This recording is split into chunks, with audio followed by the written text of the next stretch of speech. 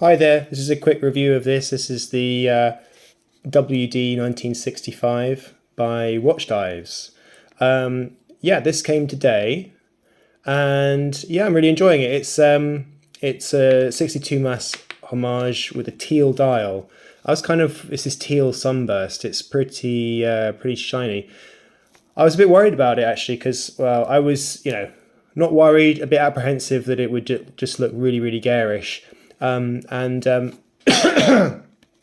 It sort of does, to be honest. But it's in real life, it's not quite as garish as it looks on the video. So yeah, it's actually quite. I quite like it.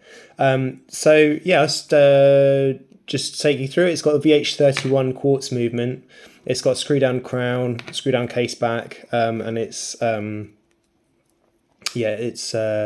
specified to 200 meters water resistance. It's got a rotating bezel, which is actually really nice. It's very light and easy to move, but it feels like it's good quality, if you know what I mean. It's good. I've got a few. This is probably the fourth 62 mass homage that I've bought. And the other ones have all been San Martins, so it's quite interesting to get a different one. This is 38 millimeters, which is smaller. It does have a 20 millimeter lug to lug, so it takes the 20 millimeter straps. I think when Seiko brought out the SLA 017, which was a kind of quite a faithful 62 mass sort of reproduction, if you like. Yeah, they did theirs with I think it was a 39 millimeter case and a 19 millimeter lug to lug distance, and this one's 38 and 20, so it's got a little bit wider and then a little bit narrower on the case, and it does make a difference, to be honest, because it does look as if the strap is a little bit too wide for the watch, and little details like that do make a difference. Having said that, this is a really cheap watch, so I don't really care. It's fine. So yeah, and that's what I think this is a good example of. This is just a nice basic watch. It's got the quartz, which is a VH31, so it's going to be super accurate, but it doesn't tick. Audibly, it looks and sounds like an NH35 or a low beat automatic movement, which is really nice. And yeah, it's all done absolutely fine. It doesn't have any sort of complex sort of brushing and then polishing on the case. But do you know what? I don't really mind that. It's fine. It's got a sterile case back. Again, this is just a simple watch, but it's all been done perfectly adequately. It's got the reflective, I don't know what you call that on the inside there. Is it a rehaut? I don't know. It's got that reflective sort of inner rehort, God knows, on the inside there. But it's not, sometimes you see that and it's angled. This one's completely sort of going up at a 90-degree angle there. So completely straight, it's completely dead on. But it's good. It all looks pretty nice. What else is there to say? It's got these drilled lugs, so it was easy to change the strap. It came with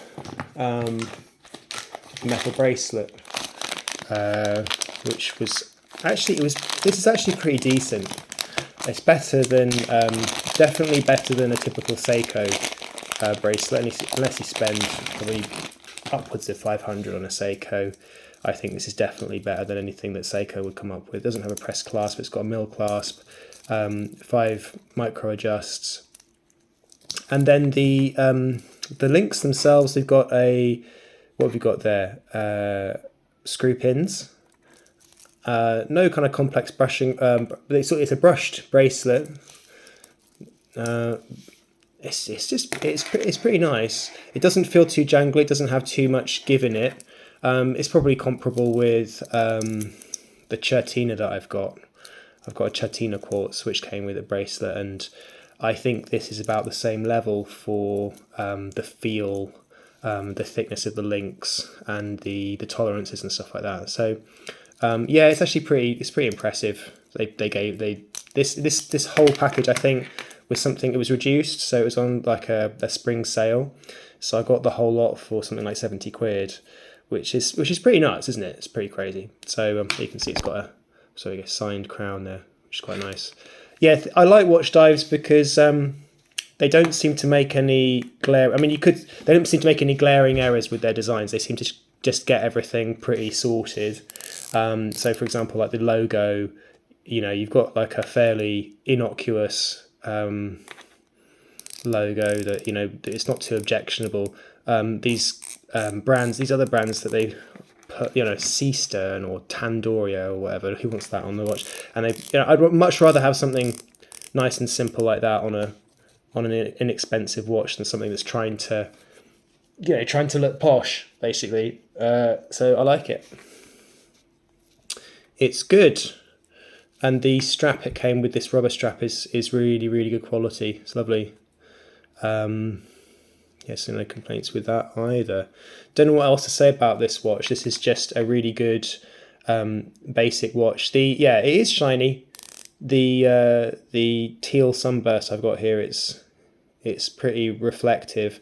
But I have to say, in real life, when you're not when you're not looking at it through a camera on your phone or whatever, it looks way better in real life than it does through the phone. So if you're fond of teal, I'm quite fond of teal as a colour, so I was really happy to get this one. I also got this other one by Watchdives. These are both quartz movements, so yeah, it's decent. If you've got any questions, let me know. Otherwise, this is the WD1965 by Watchdives. There you go.